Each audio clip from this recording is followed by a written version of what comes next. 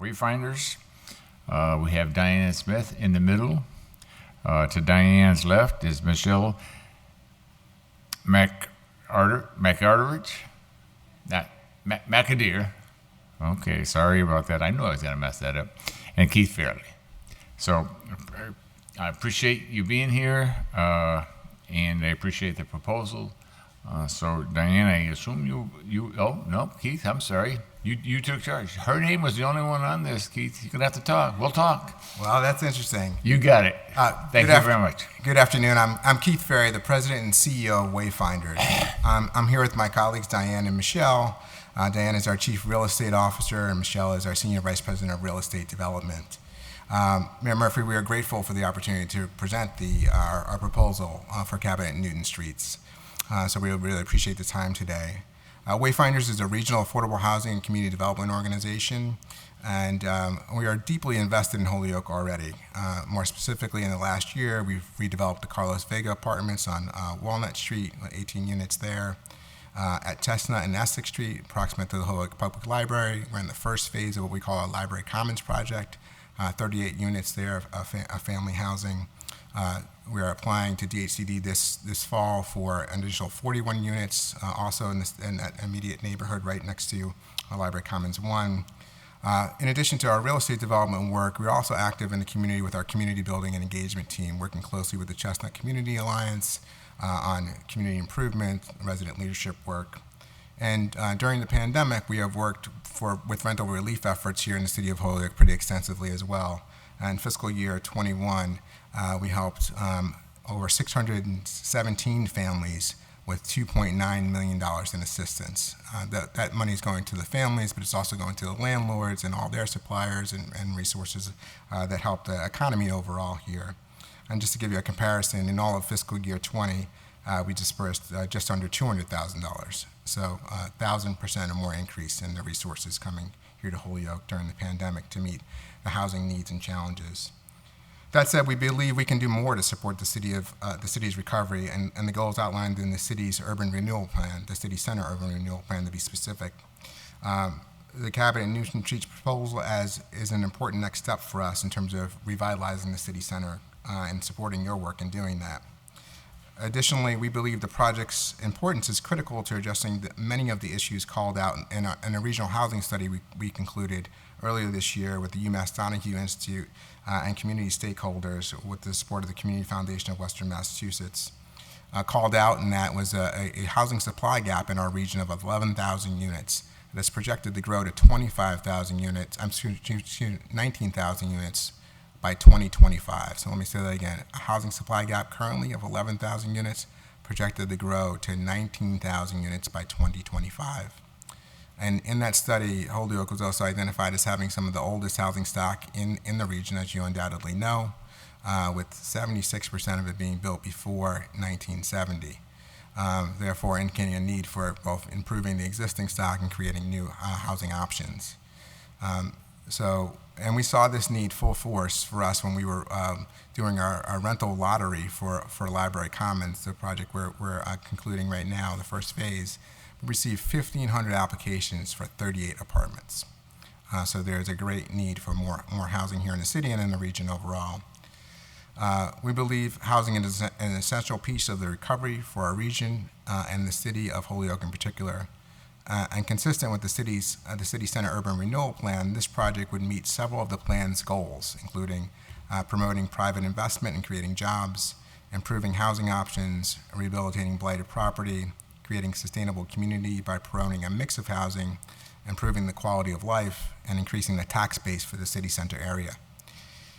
We are seeking ARPA funds to provide support to jumpstart our Cabinet and Newton Street reinvestment initiative, an effort that will create new high-quality housing options and support existing residents and the city center overall.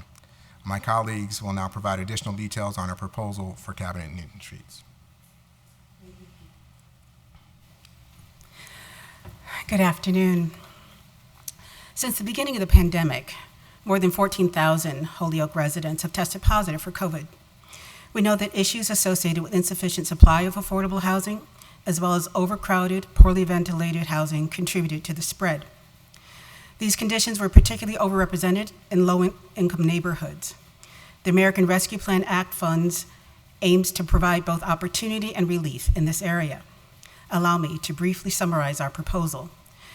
As Keith mentioned, Wayfinders is committed to Holyoke and the neighborhood as demonstrated through the work in our Library Commons developments. The Newton Cabot Street area is an extension of that work in our efforts to revitalize neighborhoods and improve housing opportunity. And based on the Holyoke Urban Renewal Plan, this neighborhood is clearly a priority. To that end, our proposal intends a comprehensive multi-phase approach to the Newton Cabot Street area by creating brand new developments on city-owned parcels. First, we propose the development of 35 to 55 rental units serving a mixed income population, including households at or below 30% of the area median income. Our request for this portion of the proposal is $1.3 million in pre-development funding to undertake the due diligence for the work.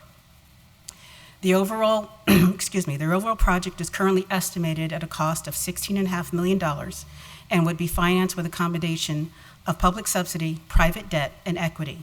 We anticipate submitting our initial application to DHCD in October 2022. Secondly, we're proposing homeownership development of 15 to 25 townhome-style units serving moderate-income households. Our request for this portion of the work is $4.8 million, which would be deployed to cover pre-development due diligence, construction development subsidy, and subsidies to home buyers. The ARPA and other public subsidies will allow Wayfinders to produce ownership opportunity at affordable prices. The overall cost of this aspect of the proposal is estimated at $11.3 million. Construction would start immediately upon completing the due diligence and take approximately 8 months. And finally, in the final phase, Wayfinders would work with current owners and other partners to rehabilitate the existing occupied homes, which will improve both safety and value. We would also look to securing and rehabilitating the vacant, blighted, and abandoned row houses for new ownership opportunity. We'd like to take the balance of our time to answer the questions you proposed, and I'll turn this over to Michelle now.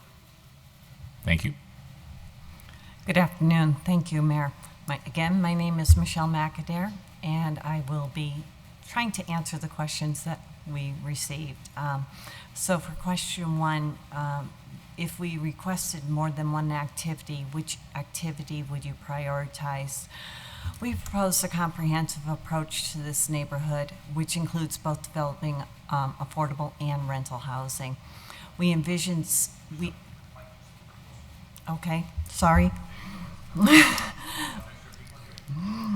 envision sequencing the development, starting with the development of the rental housing. We feel this is a great neighborhood for additional housing. It is close to amenities like shopping, parks, museums, and the Boys and Girls Club.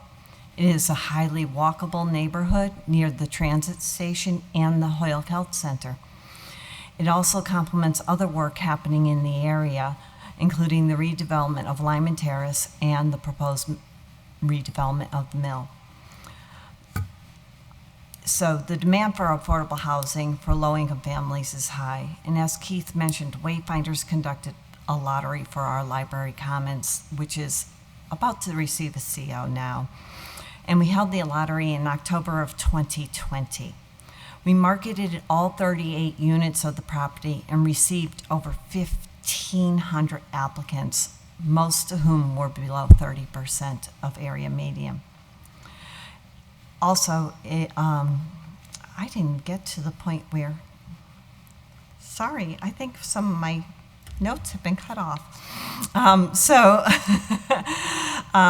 It also, the additional data indicates that 30% of low-income renters households in the area are rent burdened, further supporting the need for additional affordable housing.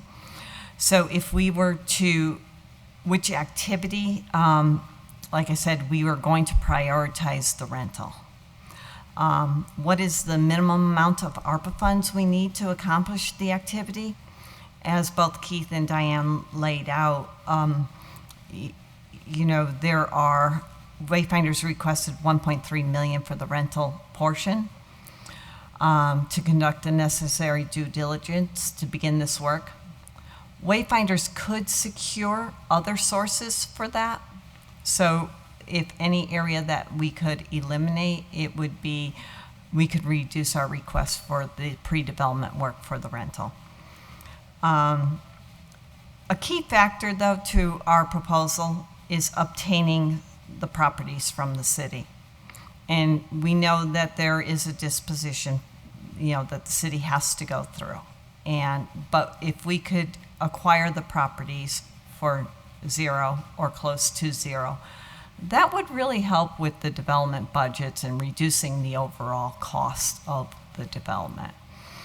Can I just ask a question before you go? I mean, Sure. don't mean to interrupt. So what have you anticipated in terms of your cost for buying the property? We did anticipate zero. Okay, thank you. So, okay. So for the rental, for the ownership piece, unfortunately, there are very limited resources to develop home ownership. The cost to develop a house in Holyoke is no different than developing a house anywhere else. And with limited resources and for what we could sell the houses for, I'm sorry to say, but reducing our requests would potentially make the ownership component infeasible. So, who is the beneficiary of our proposed activity? As previously mentioned, our proposal has us obtaining properties from the city to construct new residential units. The City of Holyoke identified some of the sites we would like to obtain in the urban renewal plan. By developing additional housing on these sites, we would help grow your population and provide residents and households with quality of life housing where they want to live and work and play. We would be adding value to the area and creating tax revenue on parcels that are not currently paying any taxes. The neighborhood would benefit from the new investment that provides high quality, attractive, safe, and sanitary affordable housing. The revitalization would also increase the number of residents utilizing the commercial corridor, local businesses, and services, which will bring added economic benefit to the area. And last but not least, low and moderate income residents and households needing affordable housing would benefit from our proposal. Thank you, Mayor. Thank you. So if I can, let me just ask you a couple of questions and just ask you if you can forward them to me. Number one, the specific properties that you are looking to purchase from the city and what you're looking to do on each of those properties. If I can get that, that would be beneficial. A couple other questions. So if you are building homes, I'm assuming we're trying to, some of this money helps to subsidize the homes so that people, and what is the income level for the homeowners that you're trying to attract? The income levels would be, well, I can give you area median. So for the home ownership would be probably 70% up to probably 100% of area median income. Okay. And the rental would be from 30%? Is that what I? Rental would be at or below 60% of area median income. Okay.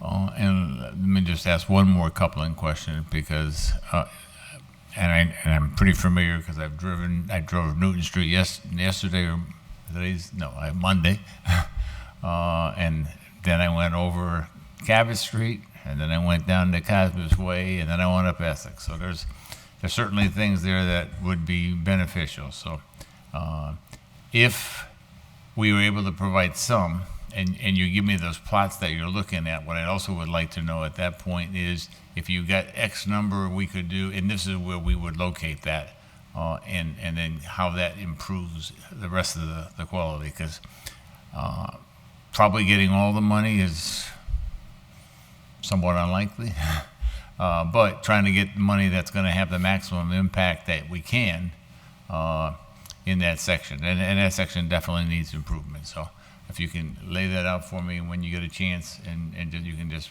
mail it to me or email it to Kate, and she'll make sure I get it. But I think that would help me visualize what we're looking at doing. I mean, I got a pretty good idea the people we're trying to help, but I also want to see how it impacts the other aspects of the downtown. Absolutely. And so just to be clear, you want us to give you that kind of analysis of where the resources would go? Yeah, kind of a schematic relative to each of where portion. we'd like to do this section here, this block on High and Cabot Street. Yep. We'd like to renovate this building on Cabot and Nick Cosmos Way. We'd like to, we need to, there's some vacant lots on Newton Street. So those kind of things where I can see the whole package. Got it.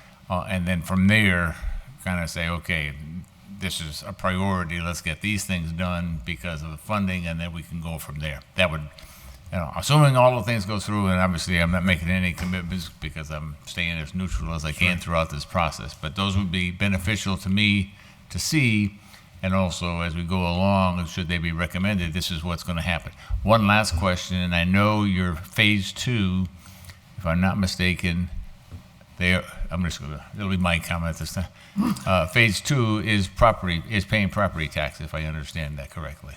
Oh, yeah, you mean at At the Library Commons phase 2? at Library Commons? Michelle? Yes. Yes. Yes. Oh, Yes. So would all of these also be tax paying, or would just the homeowners be tax paying? all of them are. Okay. So thank you very, that's a good question that was gets asked, and Yeah. we need, obviously Holyoke needs as an additional tax revenue as much as we can possibly get in order to provide services that are needed. I want to thank, first of all, I want to thank you for, I've been to Library Commons, I've worked with your Chestnut Community Alliance, I've worked with Anna, I've worked with Victor. Great. And I'm very apologetic, but there was a woman that ran it before, maybe about a year and a half ago, and I worked with her, and I cannot remember her first name, and I believe that was correct. Yeah. I think it could have been. She left about 18 months ago. Sarah. Yep, that's it. Yeah. Phew, you give me a break. My mind will say I can remember things now. These are before and after of library. Absolutely. You just may Yeah. want to take a peruse. Yeah. No, I am very familiar. I've walked it. Great. I've walked it. I've sat across from it. I was there when you presented at the library. And I'm sorry I didn't recognize you again. I apologize. But again, we appreciate what you've done so far. I know it's been very successful.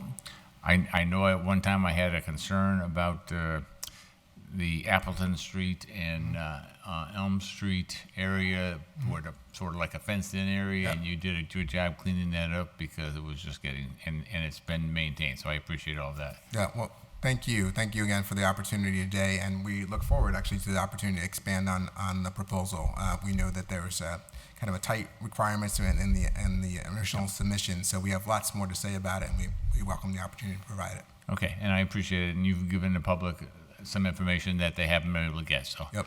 We appreciate it. Thank you for coming. I know it wasn't a lot of notice, but I tried to give as much as I can and still move the process. Sure So thing. Thank you very much. Bye now. Have a good day.